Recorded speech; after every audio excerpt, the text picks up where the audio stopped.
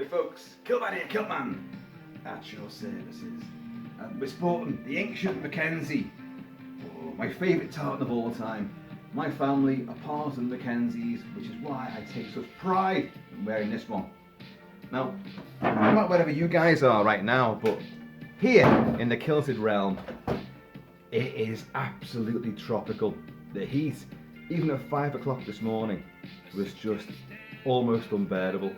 Well, I say unbearable, I can bear it pretty well. And now, it's sort of mid-morning and it's scorching, it's absolutely scorching. There's a heat wave descending upon us and we've got Freedom Day on Monday. Today's Saturday, but on Monday in the UK, it's Freedom Day. That's when all restrictions from COVID are lifted. And on Tuesday, we go into lockdown again. So there's a bit of an upswing of optimism because of the heat and because it just feels like, yeah, let's get it on. It's almost like rock festival time. And with that in mind, I thought I've played a lot of music tracks for you guys, and I've talked a lot about the bands that I'm into, and there's quite a huge range of stuff that I'm into, and mainly it's movie soundtracks, but a little niche there. But there's one group that I've always meant to discuss with you guys, and you might know them, you're hearing them right now, and they are truly amazing. They are Future Islands, the band from Baltimore. The art college boys got together with a wide range of different musical tastes: grunge, hip hop, classical, pop, indie. Got together and coupled with amazing groundbreaking performance art, with more on that later, they paved the way with these gloriously highly infectious upbeat synth-pop ditties, but the lyrics tend to be laced with melancholy, and there's the lovely little touch from the 80s, ultra catchy riffs but really brooding, dark, tragic, melancholy, love lost sort of lyrics. Now these guys are incredible, and I've been following them since about 2014, 2015 maybe. And what it was, Future Islands. I'm laughing because if you guys know this band, then you know why I'm laughing already. What it was, I got a call from a mate saying, like, "Are you watching Jools Holland? Later with Jools Holland?" And I was like, "Normally we do." And I went, "No, we're not." He goes, "Get on it right now. You've got to see the guy who's singing right now. Get on it right now." Now, luckily I wasn't out partying, so quickly we turned the channel over and we watched Samuel Herring, the frontman and lyricist, lead vocalist of Future Islands, as he was singing Seasons Waiting on You, which was like from probably their most best known album release, which was Singles of that year. And his performance there, I am laughing because I couldn't believe it. There he was. He looks slightly pudgy and overweight for a highly animated, lead singer, cavorting all across the stage, growling, bellowing, pumping his chest like that. Earnest performance, imploring all the audience, listen to me. This is the song. This is Seasons Waiting on You. This is the song itself. But he'd growl, he'd literally skip around the place, and he looks like the bastard love child of Vince Vaughn and Burt Reynolds. But with some of his facial expressions, when he howls and gibbers and jabbers, he looks like Michael Ironside in Scanners. And I just thought, what the hell is this? And I texted my mate back, said, "This is amazing." So we watched it over, pretty much straight away. It was on YouTube, where we discovered that already Future Islands had been featured on the David Letterman show with a legendary performance of the same song just about a month or two beforehand. Almost the same performance, but folks, if you get a chance, watch the Jools Holland version, because that's even better, because Samuel Herring puts a whole new slant on it right at the very end with some Elvis impersonations, and he's caressing his own body, and he's got some moves on him. Well, that was my introduction to Future Islands, a crazy frontman that I couldn't make head or tail of. a guy, pure craft work on the synth.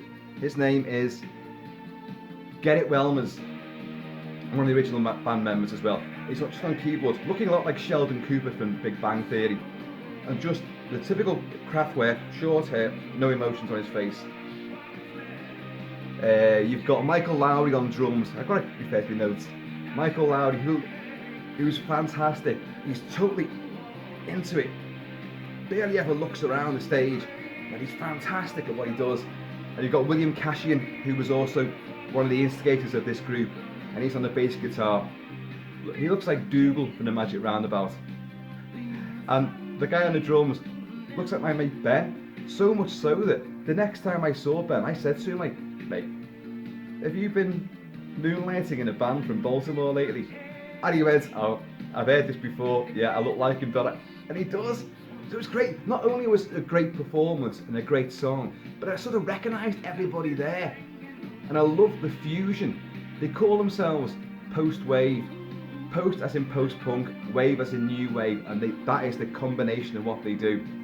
And they cite the likes of OMD, Kraftwerk obviously, Joy Division, New Order, The Cure, as their main inspirational sort of bedrock. But their stuff itself is so unbelievably good. So I say, we watched that performance over and over again. In work we were watching it and we were laughing. And I'll be honest, Sam, if you're watching this, this won't be news to you, I know. But we were laughing. But the more I was laughing, the more I found there was tears in my eyes as well. I'm not kidding you, because the emotional undercurrent of his words and his performance really begins to seep into you. And what you're seeing is a guy who is so uninhibited and embracing life and performance. It goes beyond pretension. Because at first I thought, this is just pretentious, this. What's he doing? Why is he doing all that? And it turns out that he has got a condition brought on by smoking, drinking, and talking a lot and singing a lot, which has knackered his vocal cords to the point where he can't get high notes anymore. So what he does by way of compensation, he does these growls, and when you don't expect it, you're like, Jesus. They became a phenomenon because of those two TV performances. They were already well known on the touring circuit around America. College tours and gigs, and then up and down the country with other bands. And this performance brand that they had, they were originally a band called Art Lord and the Self-Portraits, where Samuel Herring, the lead singer, adopted this sort of quasi-German poet, professor type, speaking with a German accent and staying in character. And he had other bands they were travelling around with, they were sidelining. But in the end, there was a lot of friction, and they realised, look, we've got to change this now. We want our music to be taken seriously. So they ditched these personas and was born Future Islands. And I've loved them. I think they've got 6 albums out now. One came out back end of last year, and they've gone from strength to strength. They're great live. Samuel Herring, because of his antics on stage, cavorting across the stage, leaping onto the speakers, he's fallen over many, many times. Glastonbury 2017, I think it was, he tripped over, he came back, he was crouching at the front of the stage, imploring the audience, who were the spectators, who were loving him. He's like this, clutching his heart and imploring them with his own lyrics and his own power and sensibilities, and they're with him. And he got up and tripped over a fucking speaker behind him. But he's such a great guy that, he started laughing and he acknowledged it's just like that, look. Whoops. But if you look around the band, what's his name? William Cashian on the bass guitar. Only he betrays any reaction. As a typical bass player, he's totally into it. And he's excellent as well. And he just goes like that, just a quick little smear. That's all it is. But even in Bristol, there was he fell off. He jumped on a speaker at the front of the stage, fell off it into the crowd. But he gets back on again. He just carries on. He famously leapt off the stage at Glastonbury, climbed over the barriers into the audience, and then ran through them, and then went to the perimeter fence, climbed over that and ran round. And it was just, why are you doing it? Why not? Why not? I absolutely adore people that are like this. They're crazy, they're eccentric, they're quirky. You don't know how to take them at first, and then you begin to realise it isn't just, an act. It's a performance, but it's a performance its heart and soul are involved in. When you lose all inhibitions, you can do anything, and you're not embarrassed, you get away with it. He has got an unusual singing voice and a very, very unusual look and style, but it works, and it certainly sets Future Islands way apart from anybody else. They are unique, but they're a great studio band. Their albums and singles are fantastically produced. Live, they are extraordinary. And the great thing about them is, well, Samuel Herring, when interviewed, he's very humble. He's very polite. He's such a lovely, sweet guy. He's not outrageous. Well, he is, but in interviews, he comes across so sweet and such a lovely personality. You just can't help but warm to the guy. And what he's doing, he's fostering just optimism, an upbeat fucking, who cares? Just have fun. But the lyrics are rather sad and tragic at the same time. But that's the genre that they're in. This whole thing of The Cure and Joy Division. And again, Joy Division, Ian Curtis and his crazy, wacky dancing. Well, you can see that played a huge key influence on Samuel Herring. But I absolutely adore them. So I've talked all over this so far, but I've put a little playlist together. Most of the tracks are actually from that singles album, which was the best produced album up to that point, and the most well-known songs that they produced and put out. But here, listen to this now. This is Sun in the Morning.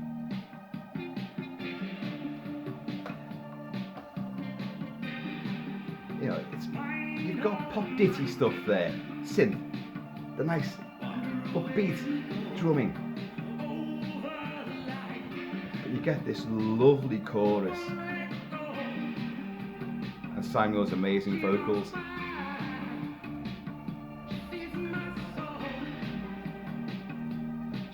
Come on, don't deny it. You're tapping your foot now.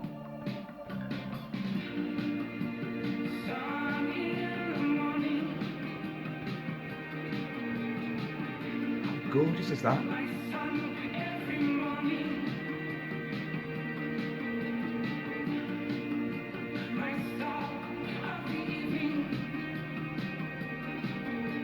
It's just so beautiful. When you see the crowd watching one of their performances, they really are giving it loads, and they've all got big grins on their faces because he's electrifying, and your eyes get a good workout because he does not stay still. He's all over the place. He does fall over on stage a lot. He trips over the wire for the mic. The chest beating and the growling.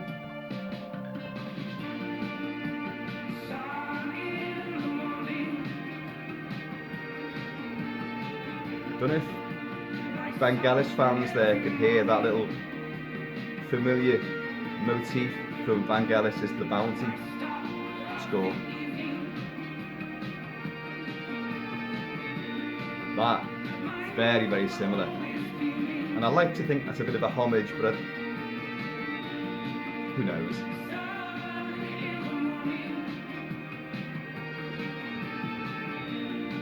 And their albums, here's a few of them now. Because of their artistic background, they're into poetry and artwork, and a lot of these album covers are done by one of their previous band members, who is Kaimia Nawabi, and the impressionistic artwork.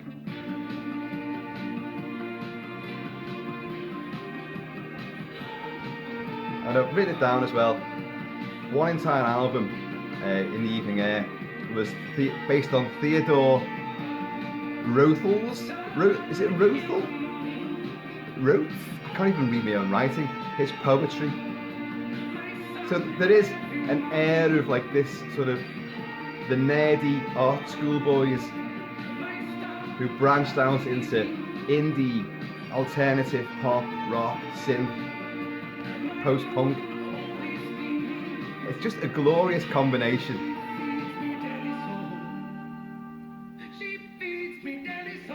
Okay. The next one is a lovely track as well. Bum, bum, bum.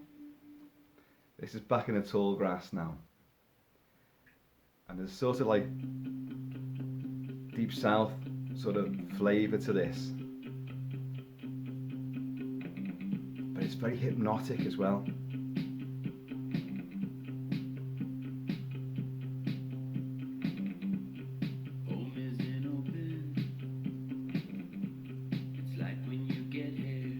Listen how his voice changes and how much power he puts into the vocals.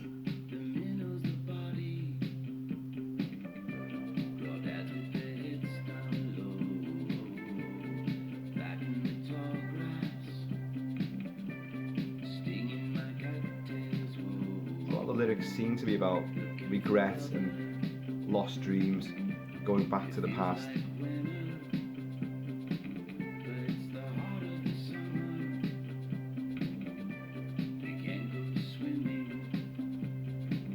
Yeah, you can't go swimming.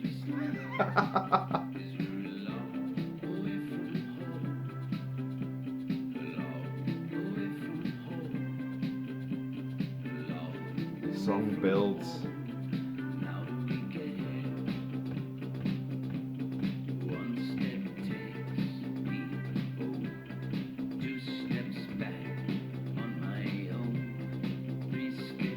It's almost like the hobbits leaving the Shire.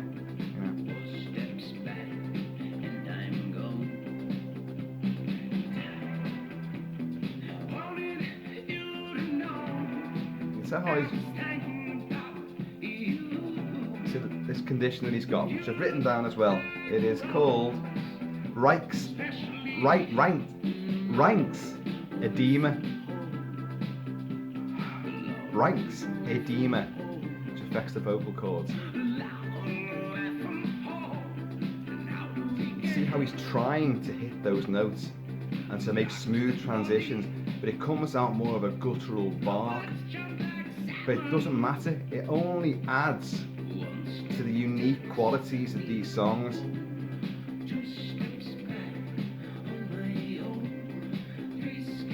And it really exemplifies the heart, spirit, and energy that he's putting into each and every word that he emotes.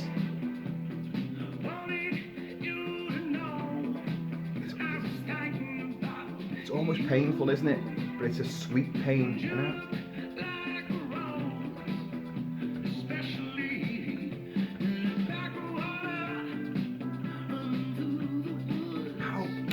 Is that?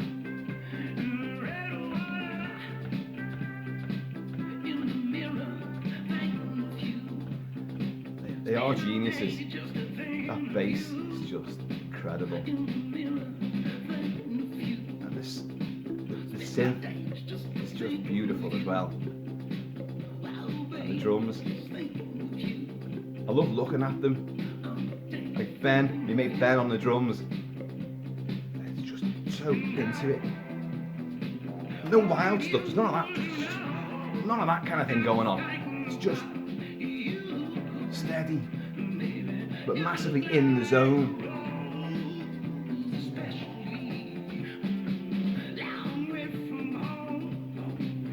That's nice as well. All the other voices come in.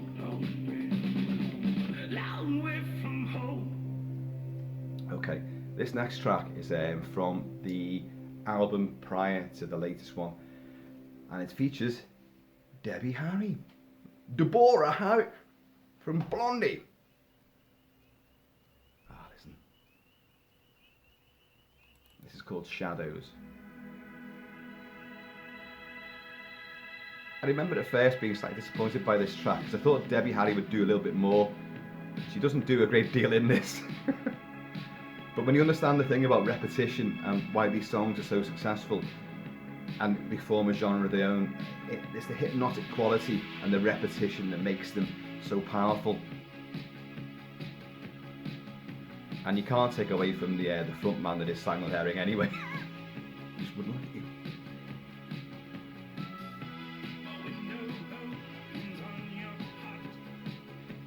So you can hear the trademark beat. There are many other songs with different styles that they do, but this sweetly fast up tempo is the standard, really. The first couple of albums have a lot of experimental stuff on it. Crazy sound effects and voices and samples and things. Although it's good, I'm glad they moved into this more sleek, organic sort of style.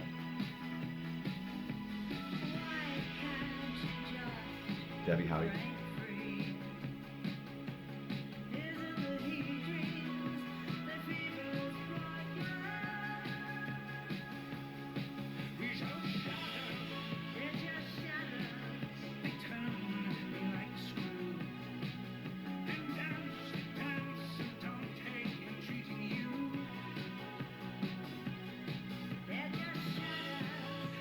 I hope you guys are, digging the beast, or whatever the kids say these days.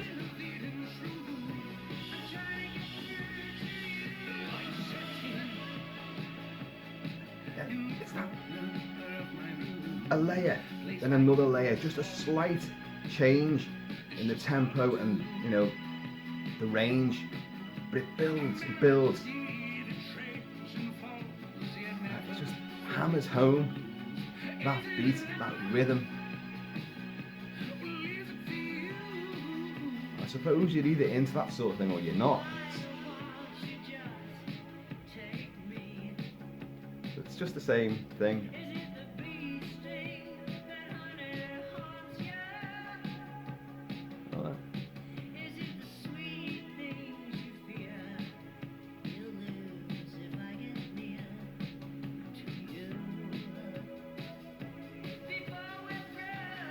Who didn't love Debbie Harry?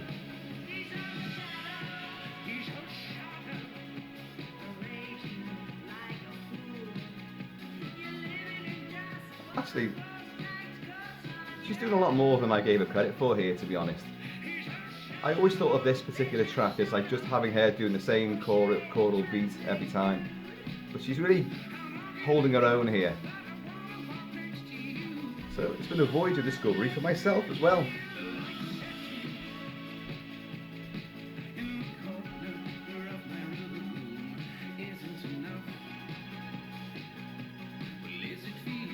I'm going to play one of my absolute favourites in a minute, and it's off one of the earlier albums, and it's the best track on that album.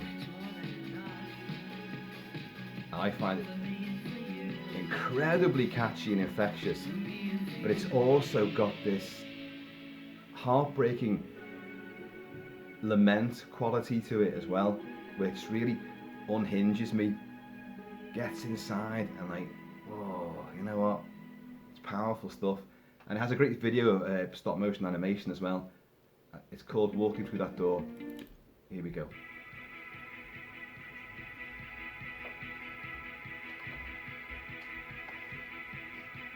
But if you listen to the, it's coming now, any second now. That sort of glacial frosting effect on the synth adds such a potency to it, of heartache.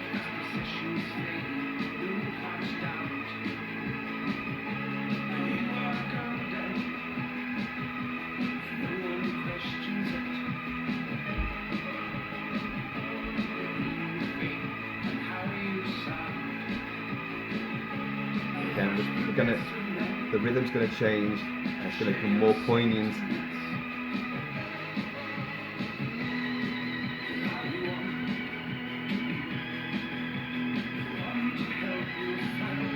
This is about taking someone back to, I think, their childhood and all their lost dreams. I want to be the one to open that door and walk you through, hence the title, Walking Through That Door.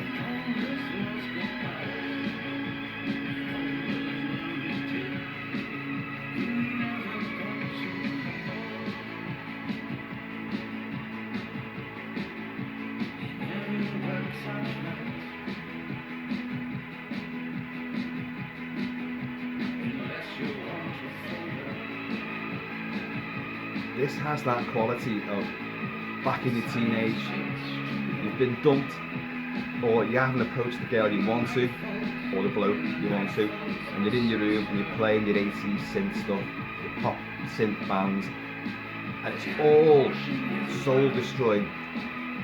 It's not exactly cheering you up, but it's also irresistible at the same time. It encapsulates the mood you're in. You just lie there on the bed, you know, your heart is broken. You don't even know what heartbreak really is at that age.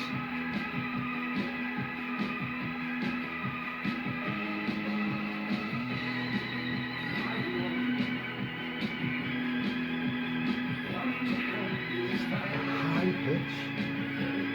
It bends and folds and flutters like a synth feather.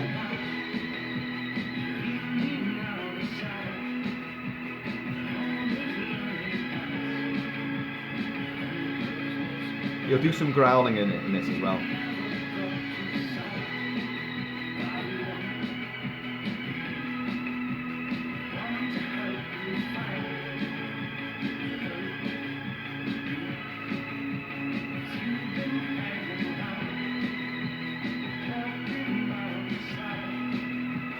No significance at all to this.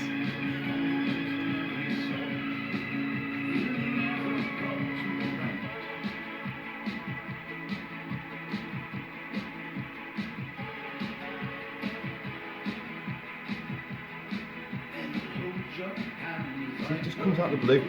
Hold your hand. Like suddenly Orson Welles drifted in. Yeah.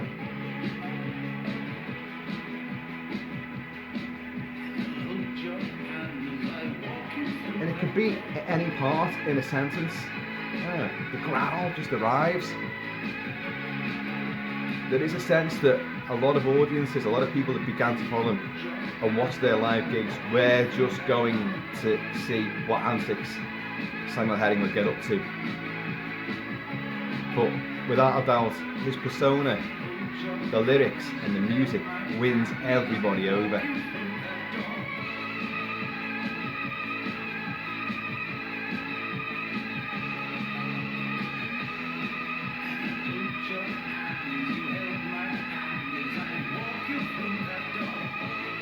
Just so gorgeous.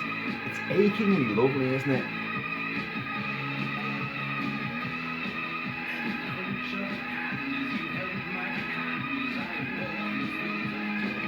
Right, let's go on to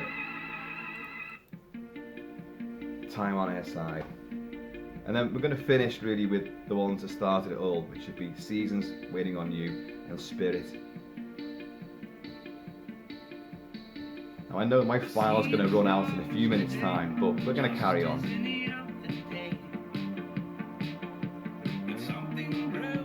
So the sun, an absolutely, totally unbroken blue sky.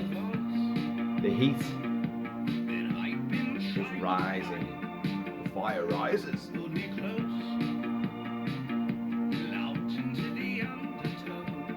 Great bass line, isn't it?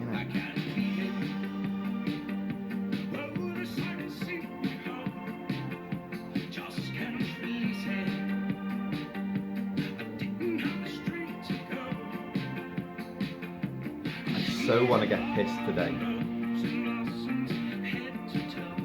Not sure if I can though. Sadly, only the middle of the month and I'm skint already. And in trouble with Mrs. Kilt-Man.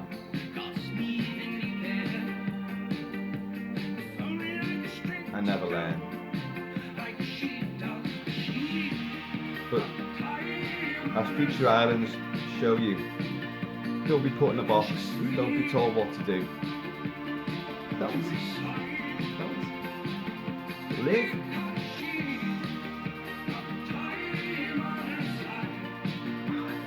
beautiful. You know, I love me rampaging, galloping guitars and drums from Iron Maiden. I love all that, but I cut my teeth musically wise on synth stuff and pop stuff. New wave, post-punk, add many amps. The transition is there for me, and that's what their ethos is. That's why they're post-wave. It's the fusion of post-punk and new wave meshed together.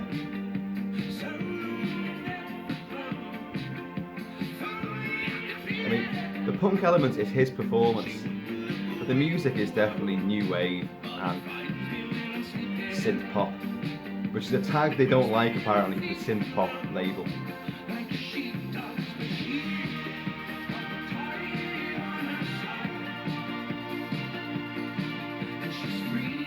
Just, how can you sit still?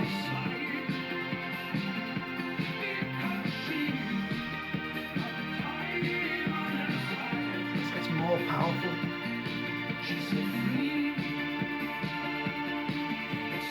You can see where he starts doing this.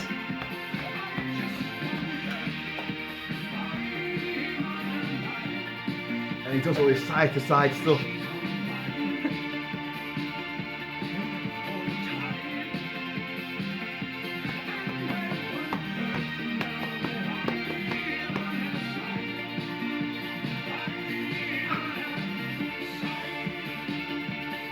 Whiskey! Somebody get me whiskey! Or just beer! You can get anything in the house.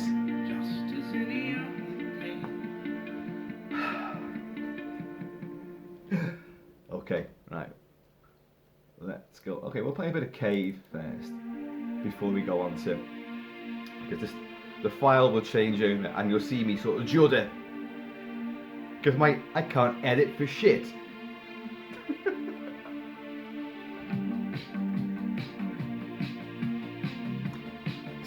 Now, I have selected a lot of these songs where they do sound similar. That beat, that rhythm is roughly the same sort of thing. But that is their driving force. The lyrics are different, the harmonies are different, the tune itself, chorus bits are different. But they all stem from that same well, that seedbed of sweetly addictive pop, upbeat melancholy.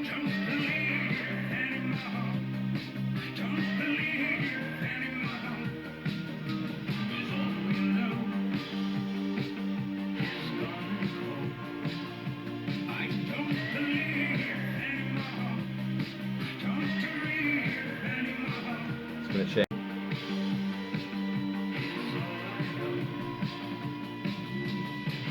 I tried to freeze there, but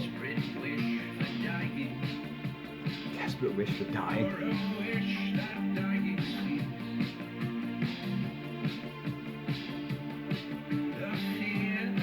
A lot of people despise the 80s for that ultra self-conscious posturing and brooding nature. If you go back in history, you know, to all those poets and Renaissance guys like the New Romantics, it was popular to have a broken heart, to wander the streets, woe is me. That was cool, and the New Romantics brought that back in the 80s, and that was my era, so I absolutely, totally understand it, get it. And it's great that now, from the sort of mid-2000s to now, you've got a band that are doing that thing as well. I know people like Human League are still going. OMD is still going. And getting stronger all the time. And they still bring back all that flavour. That bittersweet pain. The joyful pain of being a teenager in the 80s.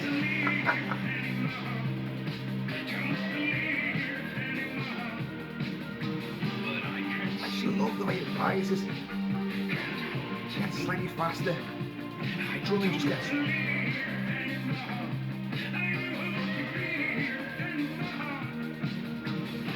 And as great as Samuel Herring is in his performance, you can't take your eyes off him. if you just put the camera on any one of the other guys, even just the bass, just that, you'd be addicted to that. Sheldon Cooper on the keyboards, it's pure craft work. But on the drums, just look to someone who's so intense.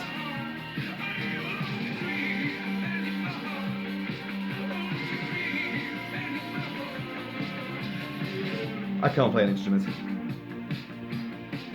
I can play with my blue veiny flute. But that kind of performance art gets you in trouble. I want to play the bongos. That is true. Right, okay, let's get on to Seasons Waiting on You. This is the one that kick-started it really, really big time. The Letterman show and Jools, Holland. And then all of a sudden they're on Glastonbury and everywhere. The UK embraced them.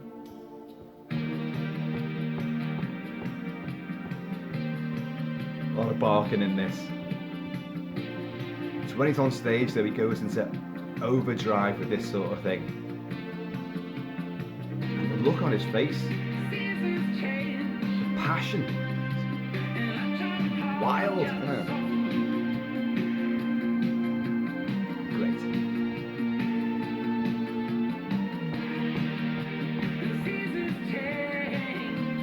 Light and upbeat, but it will spin to a darker place, a more intense place.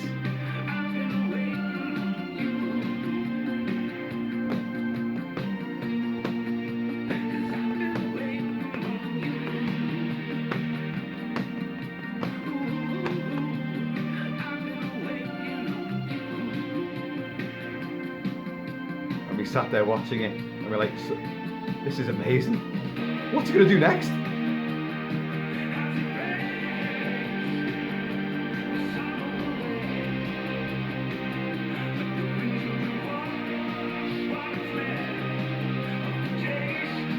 It goes from side to side. It goes down low.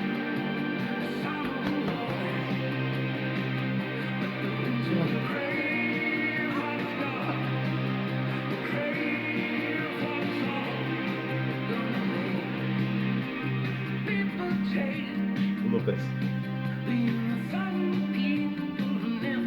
People change, but you know, some people never do. It's great, isn't it?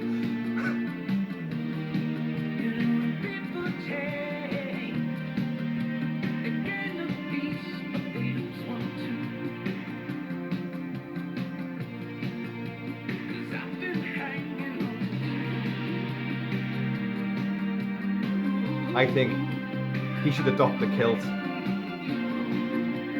mean, imagine it. With his antics.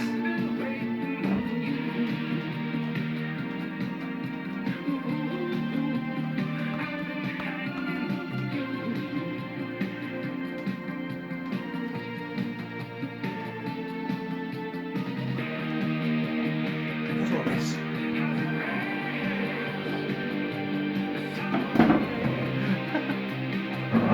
I can't do it justice. Or a fucking can.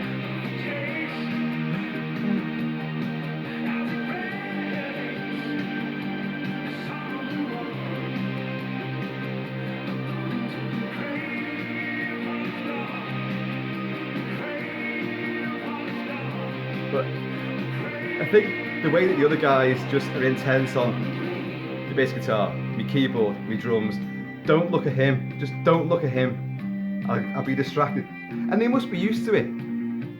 This is the bit where on Jools, Holland, he started doing all this stuff. Also on Jools, Holland, they played this at the end of the show. They did 2 spots and they played Spirit. Spirit sounds like a far more intense version of Seasons, I think.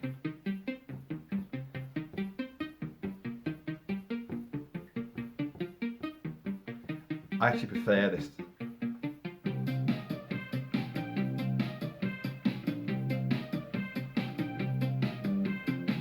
By the way, if you've stayed with me on this, no, means a lot. It's just for fun. It's for fun and a celebration of a band that I hope, if you haven't heard of them before, you're now gotta watch these and I've got to get their music. I hope. And if you're already on board, then you already know the magic.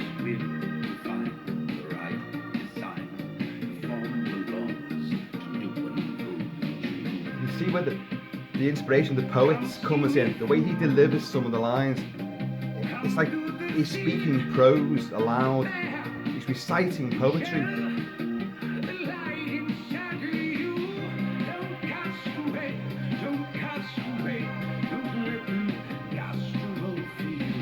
Don't let them cast the role for you, that's what he's saying. Beat yourself, don't worry, ever. That's what I've always tried to preach, and tell you guys. That's how I live my life. There's pros and cons, I'll be honest. I don't always win. I don't always get my own way.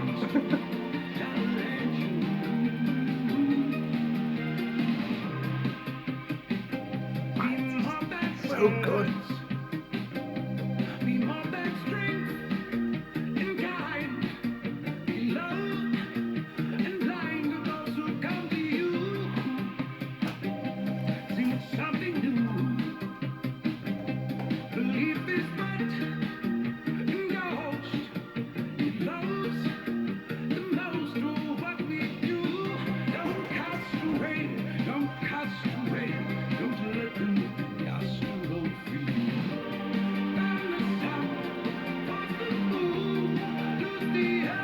Gonna be out in that sun soon.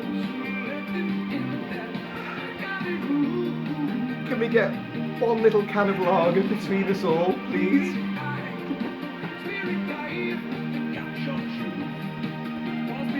I'll go down to my mum's, big Kilt-Man. She's always got whiskey in for us.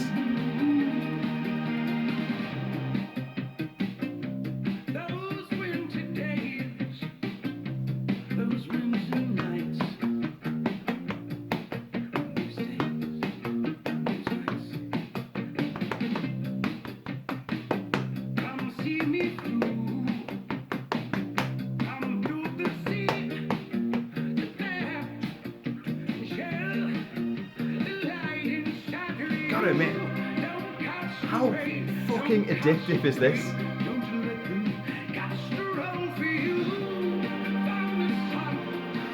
You get a workout just sitting here, just bopping away.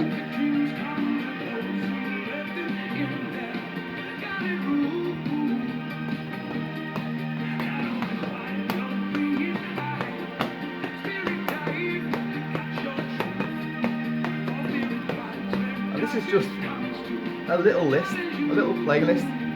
1, 2, 3, 4, 5, 6, 7, 8, 9 tracks. 9.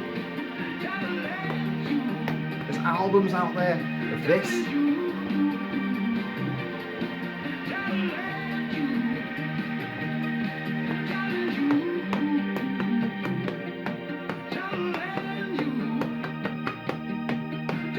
So, Future Islands, you guys are awesome. Please give them some time, get to know them, watch their live gigs, and just revel in the sheer abandonment and the luxury of enjoying life. I'm just performing and having fun and falling over a lot. Listen, I've built my life on falling over a lot. Guys, hope you enjoyed this. It's just a bit of fun and frivolity on a festival day just before Freedom Day. There you go, a lot of F's. So, please, keep it kilted, keep it Celtic. Please, if you haven't already, just hit that subscribe button. I don't make that kind of plea very often, but come on, let's get this rolling. Please, be happy, be healthy, and I'm going to see you all later.